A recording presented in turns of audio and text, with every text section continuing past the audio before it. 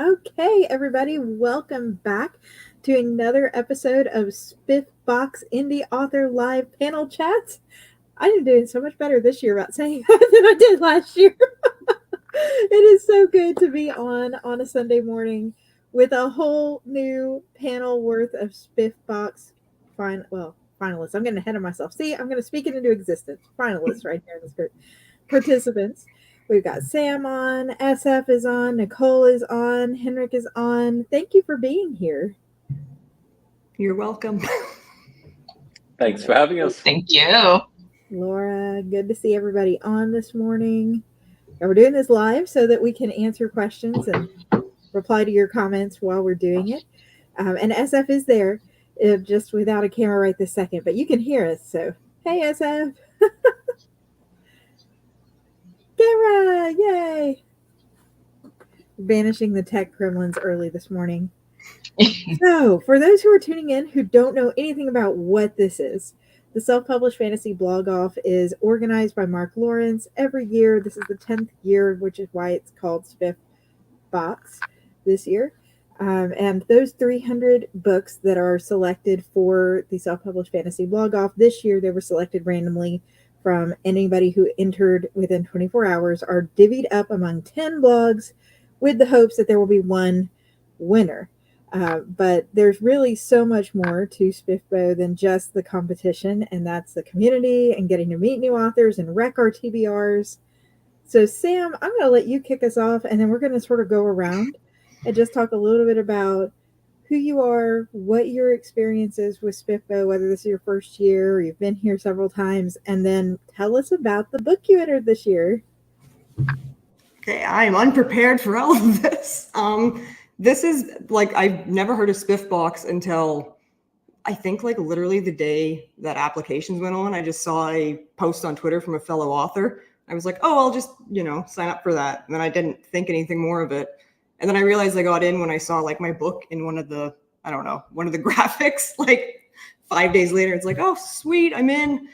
So yeah, that's been my experience because I just published my book like last October. So I'm very new to all this. And my book, it's like a fantasy, but it's also got some like horror and sci-fi in it. Like it's kind of a genre mashup, but it's mainly fantasy. And it's kind of, I call it Stranger Things meets Donnie Darko. So it's kind of like scientists unearth evidence in the afterlife, and it flips our world upside down, and it's just sort of the fallout of that. And yeah, that's that's how I'm going to describe it. Yeah, then what's the title of yours? Oh, it's The Afterlife Experiment. Very excited. I love the mashup of science and fantasy and horror. I was like, oh, you have my attention now. Love a good science fantasy. Nicole, it is so good to see you on live. How are you doing? I'm good. This is the second time in a row, and I thought I saw that it was randomized, and I'm going to say recently, it's not even a year old. I recently published the first book in the Midnight Detective Agency, so it's Obsidian Murders. It's urban fantasy mystery, and I was like, just do it and see how it goes. At least I did not have to wake up at 3:45, so I slept until 7. That was very great. Last year I dragged myself out of bed and I did make it. And I forget how far I got through. But then, of course, I didn't make it through, but I think I got pretty far in, surprising high. I'm just here for the cookies. And came back, so yeah. And then I saw it was randomized. I'm like, well, I don't need to get up really early. And I was actually sick for a few days, so I woke up with coffee. And I was just scrolling a little bit, and then I saw the cover and then my name, and I about spit out my coffee. So here we are. Yeah, so what book are you entering this year? I was excited to see your name back on the list. Oh, yeah, it's the Obsidian Murders. There it is. You showed it. I'm sorry. Yes. Yeah, it's okay.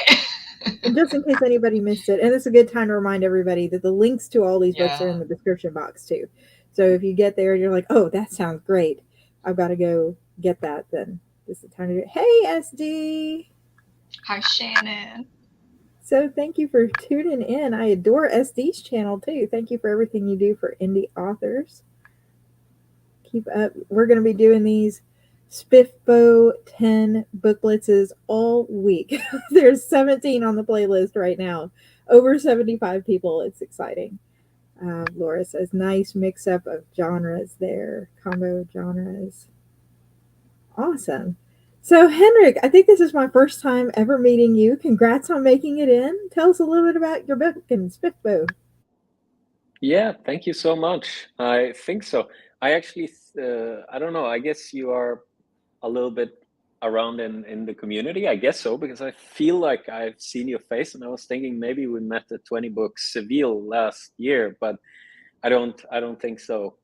There's no telling. I'm an Yeah, editor, so it's like I'm all over the place writing, yeah, and I used to review. So before I really got into like publishing, it's like reviewing and now writing and then still editing. So yeah, but it's a pleasure to finally meet you. yeah. Yeah, it's amazing. I'm also, like Sam said, I'm very new as well. I published my first book 15th of March, and I'm part-time writer, and this is my first time entering SPFBOX. I read about it a little bit before last year, I think, and it just, yeah, I think it's amazing what they're doing, really giving people that opportunity to get some visibility on the books. And but also it's like when you see all those books in one go, and it's like 300 books, that's, yeah, I know there are some people who read like crazy amounts every year, but still 300 books is a lot. And even like 30 books for one blog, or then like 10 books for an editor or something like that, it's just, yeah, it can look a little overwhelming. And but so I'm really looking forward to see how it goes this year, and learn just a lot about many new books. And yeah, I didn't know the blog we were entered into, or I was entered into. Are we all from the same cohort? No. I am not sure, but I have Mark's official blog Because post I'm on from the speed Before save. We So Go blog. I can tell you. If you're watching, I've got Mark's official blog linked in the description box too. So Henrik, you are in Before We Go blog, which is really Yeah, exciting. That's a really good blog. I'm in they look very scary Esme Leatherwax somehow. I don't blog know. this year. So I'm like, oh, I'm excited because I adore Esme's reviews, but I'm also a little scared because I was reading what Yeah, Esme likes and doesn't necessarily also like, and I was like, oh, I hope that there's not enough romance for it to tip into full romance, because it's like not a happily ever after in a romance sense. There's sort of a happy for now ending, but I'm just going, okay. If you go yeah, and dig, you start reading into the blogs, and you're like, all right. Mine is dark, but it's not super gory.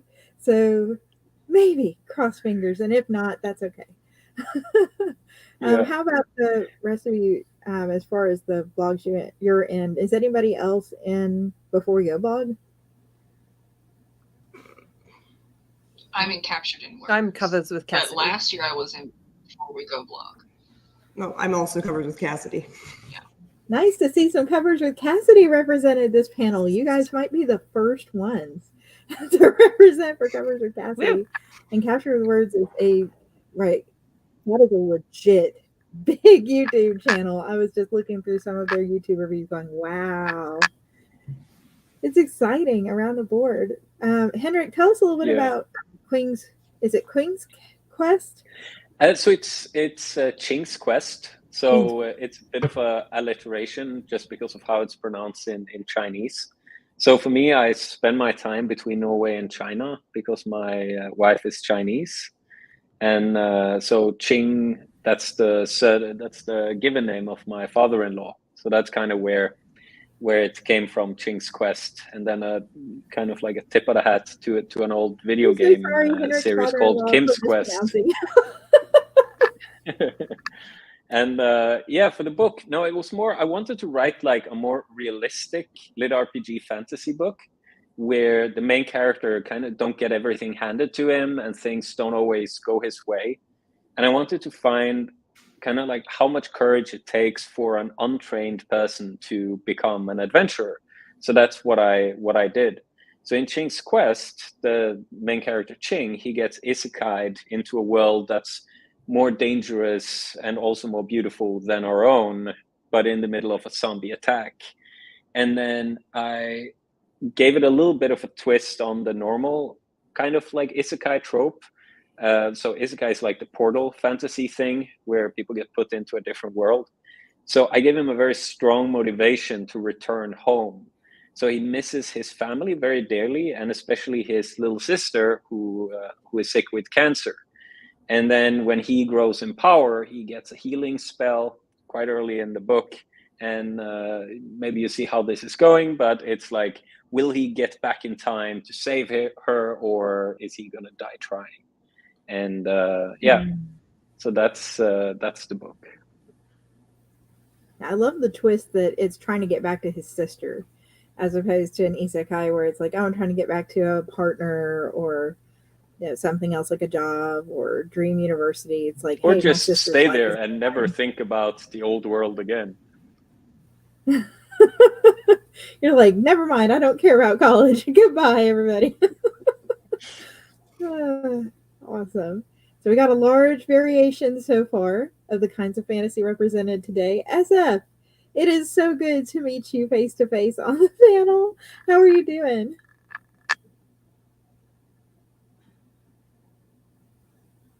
Not too bad. My internet was like, oh, you want to do something important? Yeah, no, I'm going to work right now. So if I'm a little spotty, it's just, it's not woken up yet because it's only like 9:45 here.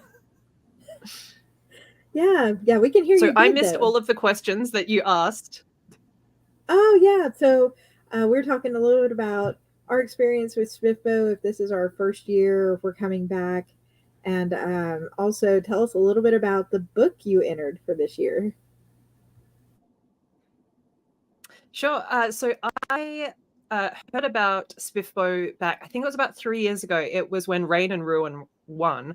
And I came across it right at the end and read that book and loved it. And so I followed it ever since. So I entered this year with my debut, which is The Last Lunar Witch, which it was a very, very interesting how this came about. So I've been writing for a very long time, but I've never been out of a book. So my epic fantasy, which I want to get out, I've probably been writing for 10 years. And then I took part in a publishing derby and wrote this book in 2 months, and then redid it and just relaunched it on the 7th of this month. So this was my take on urban fantasy. I love epic, but urban fantasy just has, it's like really fast paced. You don't have to like dive into everything, and it's in a modern world. So you don't really have to set things up. But then of course, being me, I'm like, well, it's an urban fantasy, but the world is going to be epic. So it's in an alternate modern world where there's pretty much humans are the minority because humans are boring. So there's lots of other races in there. But yeah, this is book 1 of probably what's going to be a 7-book series. So do you want some more about it? I'm not sure how much to tell.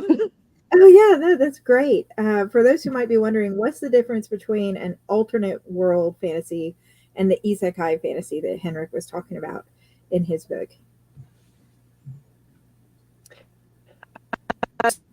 So mine is just, I just created a whole new world. So it is not set on Earth or anything like that. I have technically 3 different worlds, which are all connected. There's one that looks similar to Earth, but it doesn't have any of our history. It's very different. We have humans, we have angels, and we have demons, which are all races in this one. Yay, I'm excited to see another book with that kind of representation. So mine is dark epic fantasy, and it's got vampire elves and demons and some hints at angels, but no angels on the page. But it's in a different world than ours. and it's not Portal. So mine's sort of like a medieval feel style fantasy. So it's nice to see demons represented in a different world yet again. Yes. It's more fun. You get to do whatever you want. You don't have to like know all the streets, know all these landmarks, and know the history. So it's like I can do whatever I want. True. So we were talking a little bit about the blogs we're in, and I told you guys a little bit how I was feeling about the blog I was in. As I love you, Esme, if you're watching. Is anybody else, have you dug into your blog? What's your strategy going into SPFBOX? Like, are you planning on doing all the things or pretending it's not happening and coming back every once in a while just to see if you're still there? What is that going to be like for you this year? Should I go first? I don't know. Like, honestly, like I said, I had no idea what this was until, like, you signed up for it. So I really have, I have no expectations. There's part of me that just wants to ignore it. But then there's another part of me that wants to participate because you have fear of missing out. So I'm not really sure. I don't have any plan. I literally looked up Cassidy's book covers, or I think that's the name of the group I was in, a few days ago. So I don't know anything. I'm just kind of along for the ride, and I'm just going to hopefully participate as much as I can. Yeah. And that's what I did too last year. And I said this on another blog, but last year, Andrew D. Meredith is like, hey, throw your hat in the ring. I had no idea what I was getting into. I didn't mark my book down before it went live. I threw it in and I was like, oh, wait a minute, I actually made it in. And then I'm scrambling because I'm like, oh, it's full price. I want it to be more accessible. And so this year I was like, okay, we're going to continue SPFBO News Weekly, and that'll have, hey, there's all this stuff going on. But it is so much fun, and that you can find, Discord groups, social media groups, interviews, and all of that. If you're a writer and you're watching and you're like, should I try for next year's SPFBO? Throw your hat in the ring and go for it. There's a lot of stuff on the side. Not a whole lot you can do strategy wise once the book's submitted for that front, except hope and pray that the reviewer liked it. But take advantage of all the extra eyes to try to really get on your piece without burning yourself out. Finding that balance. How about you, Henrik? What's your strategy going into this year? I guess the thing is, I don't really know a lot about it, like what can be done, to be honest. So for me, my marketing kind of just comes down to, I do my TikToks, and that's my main marketing. That's what I do put out every day. That's more in general. So I don't really know what else is possible. So maybe that's a question. What is possible to do with SPFBO? Yeah, it's a great question. Nicole, you're coming back this year. What is something that you did last year that you think you did really good after you joined, and something you're going to do different? Because maybe that'll help give a little guidance on, here's some tips. If this year you're doing this the first time, here's what I did wrong, and here's what I did great. Yeah, I still have 3 jobs. So I was not, and I know I'm still not going to be as active as other people. I think I might post a bit more about SPFBO on YouTube, Goodreads, and my Facebook page. Those are the 3 social medias I have. Can't do the others. I have tried and I burned out.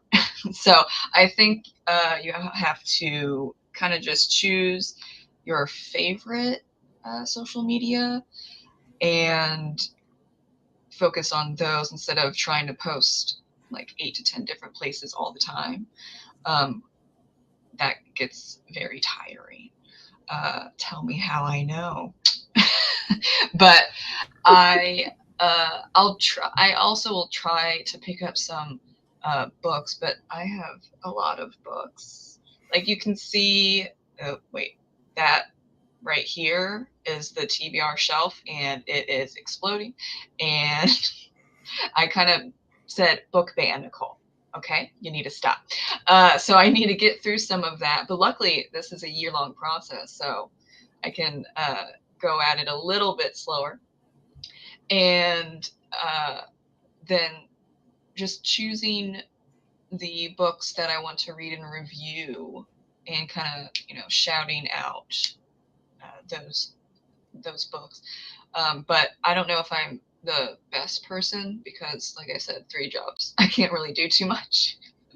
And I was thinking, oh, I can drop that retail job. No, I cannot. Okay, hello, bills. So here I am. I'm trying my best. If we could And I literally hope, live in books, maybe. yeah, I know. Well, I hope I know, because I'm not going to be as active, maybe not as many people, just like last year, not that many people will see my book, but like also, you also have to give yourself grace. And if you can't do some stuff because life, then don't beat yourself up. There's always next year, there's always other books. And even if you grab a few people and a few people like your book, that can spread very far, if they love it. So also keep that in mind.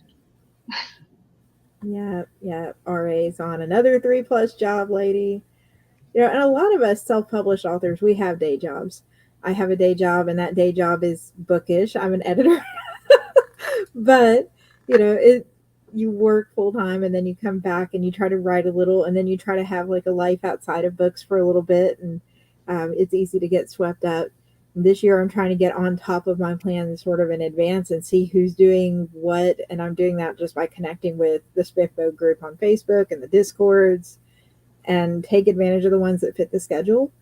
But this year I'm not trying to rearrange my schedule to like stress every single thing, because I sort of hit a burnout last fall with just like, it's too much. If you did everything as amazing as it is, and you work full time and you do other things, it's a lot. But if you've got the time, go for it. It's awesome to connect with people. How about you, SF, coming in this year? What are your thoughts?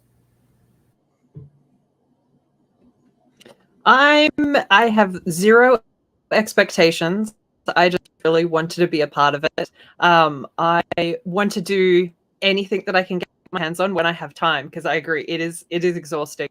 I had my book launch, and so I was doing a lot, and like social media is so draining, like constantly trying to make the things, making videos.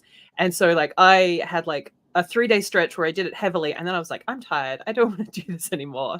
So I think it is good that we have a good couple of months for the first round, or what is it, 5 months, I think? And so we can slowly do things. But really, I'm here just to meet some extra readers, to make connections with authors, because in the Derby where I wrote this book, I made some amazing author friends. So we have our own Discord. I think there's about 5 of us in there. And these are just the most fantastic people that I have met. And they're always here to support us. And whenever you're feeling down, they're there. So it's really the author connection that I love to make. Yeah, the community is what makes SPFBO shine, unlike any other contest.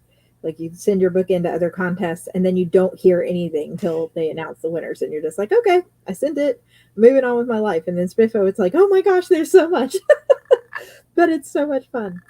So last year, all the finalists had heavy character-centered storylines in their books, and that was a really interesting trend.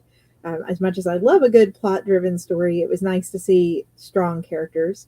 So I would be interested to hear what your main character is like, sort of what their theme is going into their story in your books.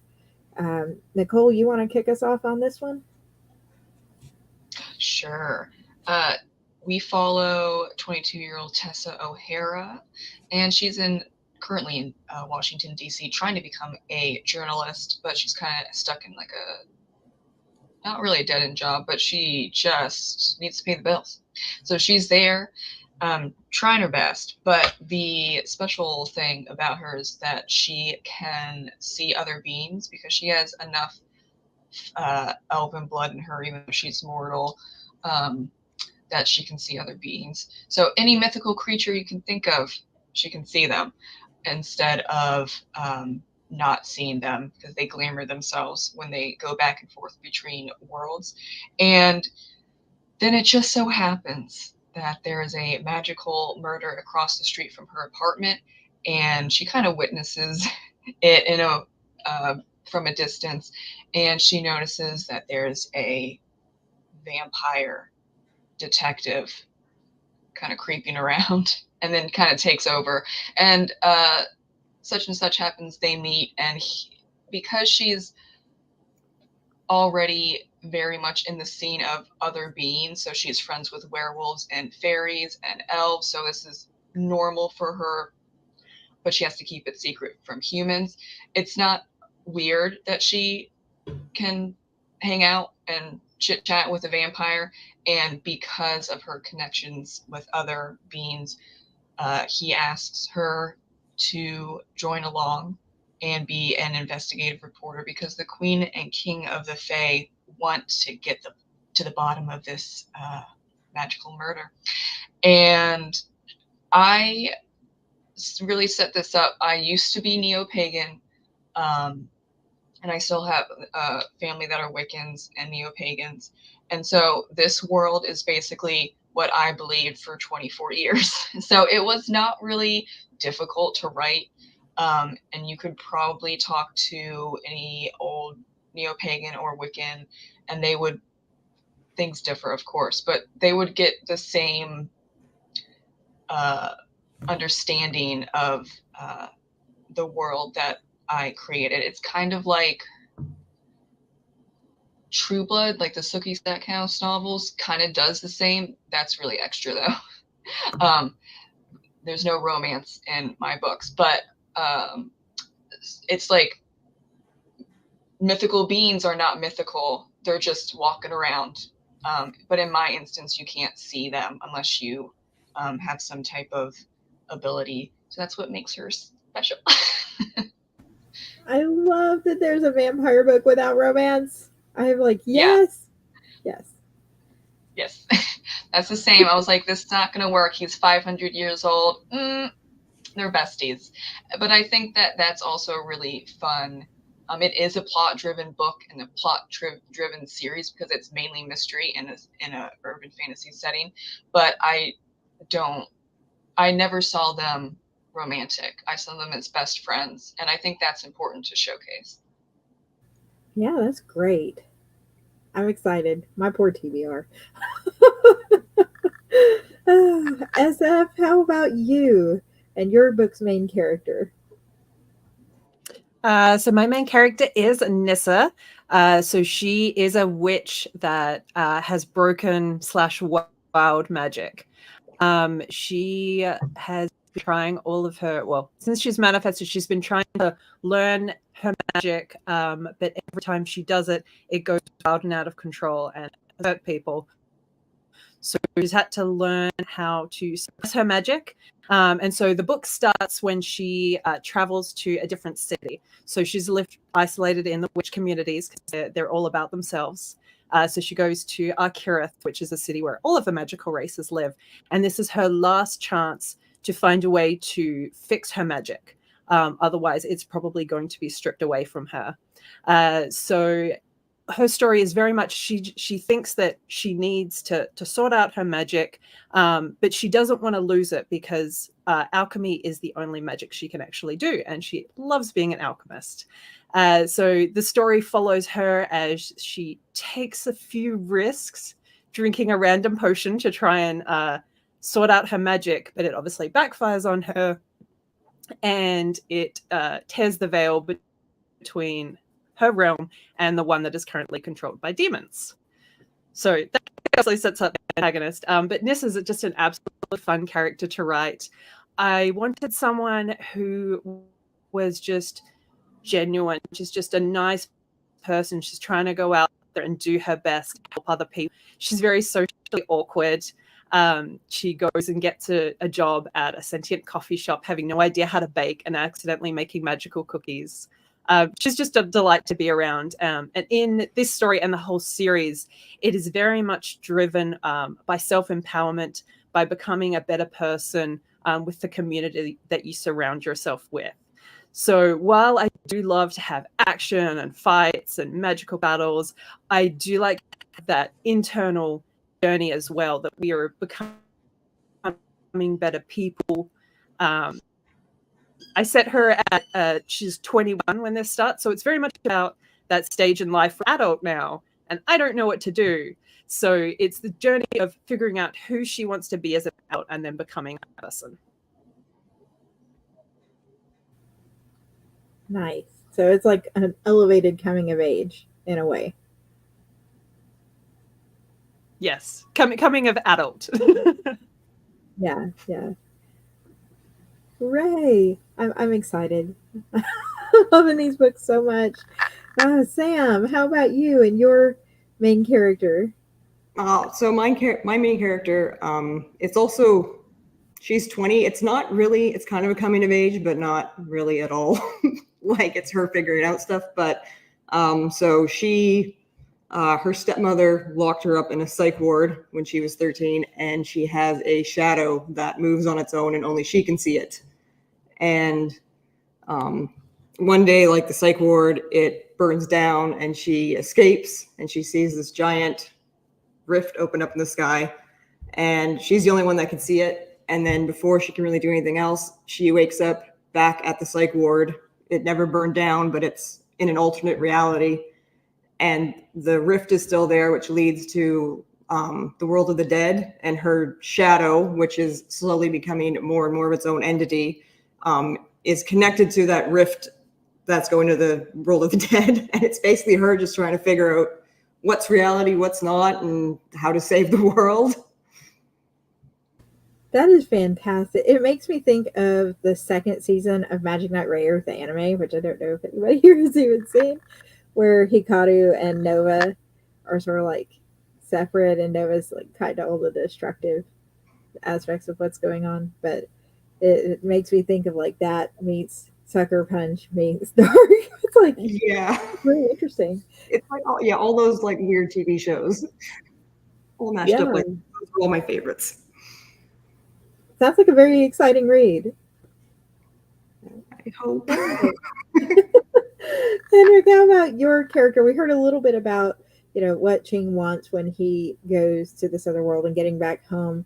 But as far as him as like a character for himself and his journey and his sister aside, what kind of character are we getting into?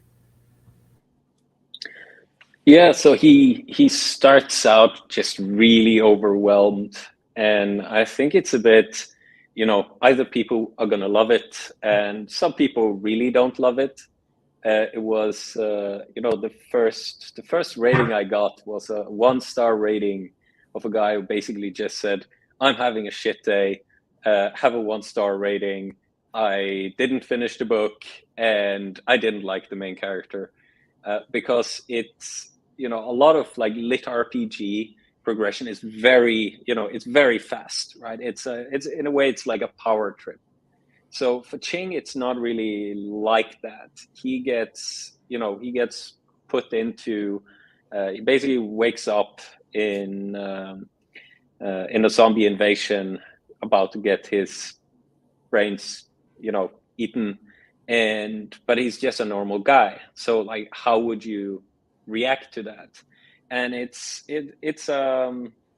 so you can say the character growth there is quite large throughout the book, because he starts out so low, versus, for example, if you imagine just like Dungeons and Dragons, right? You are a level 1 fighter.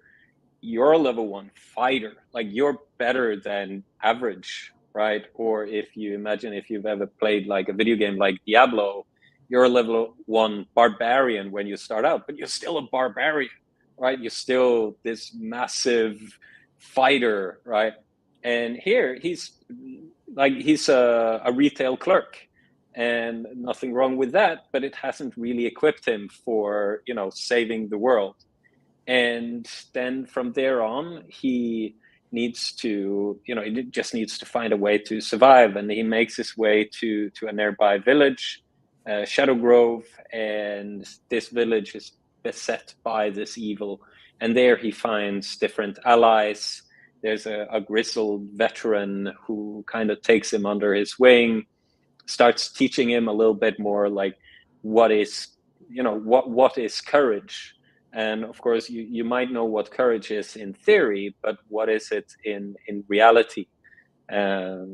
And that's kind of like a big thread through the first book, is Chang figuring out how he can deal with fear, because it's really scary and really like gritty.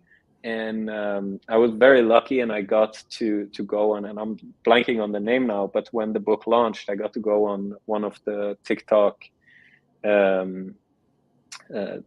like the interview shows for one of the book talk channels, and it included like a little reading from the book. And I haven't really heard my book read out loud by someone else, and it was absolutely horrifying, like the degree of viscerality around the combat. So that was a little like, maybe I'm tipping my hand a bit too much there.